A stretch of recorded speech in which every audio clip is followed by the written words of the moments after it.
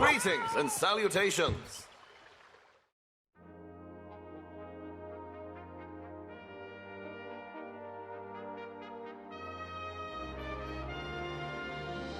Monster Hunter is a series that's never failed to excite me.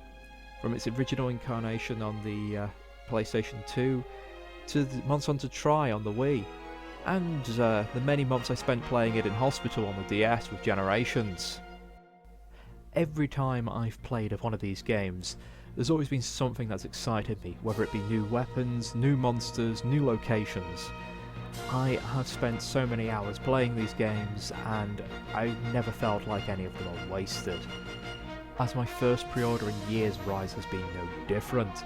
Indeed, I've had the chance to see the series evolve over the years, and Rise embracing the world's major changes to the core gameplay, and also taking on the lessons of its predecessors really shows.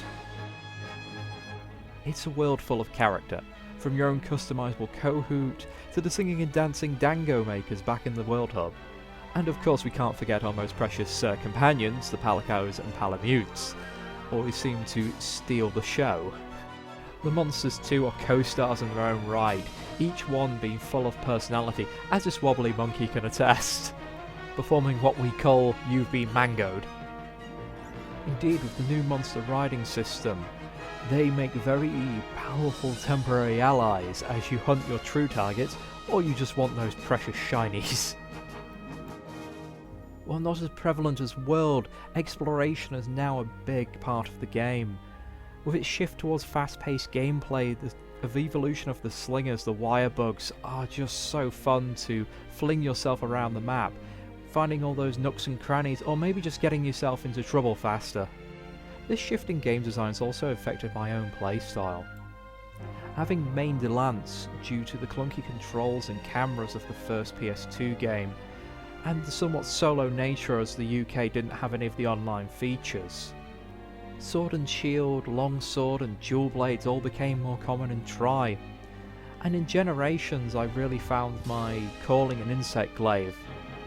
But now, in Rise, all of those seem to have been shunted slightly aside as I've picked up Bowgun for the first time, and I find myself enjoying every weapon, even including the more esoteric ones like Switch Axe and Charge Blade.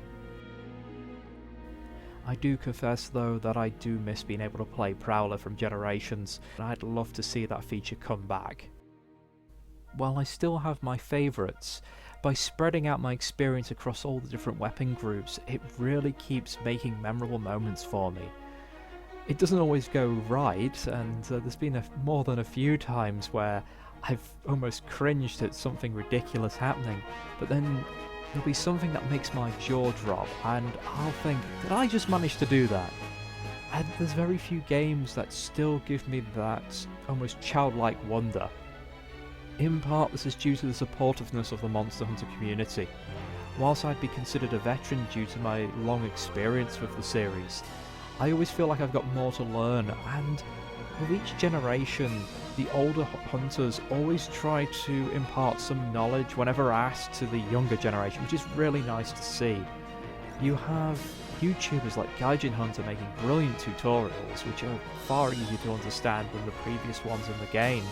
And even Capcom themselves have now been moving towards improving the game tutorials and making it a lot more accessible to new hunters. But what's really brought this game to life for me is finally being able to play it properly with my friends. The Switch local play has been brilliant, and you can see below some of the chaos we've been up to. I hope you've enjoyed this, and I hope to share more of this with you another time.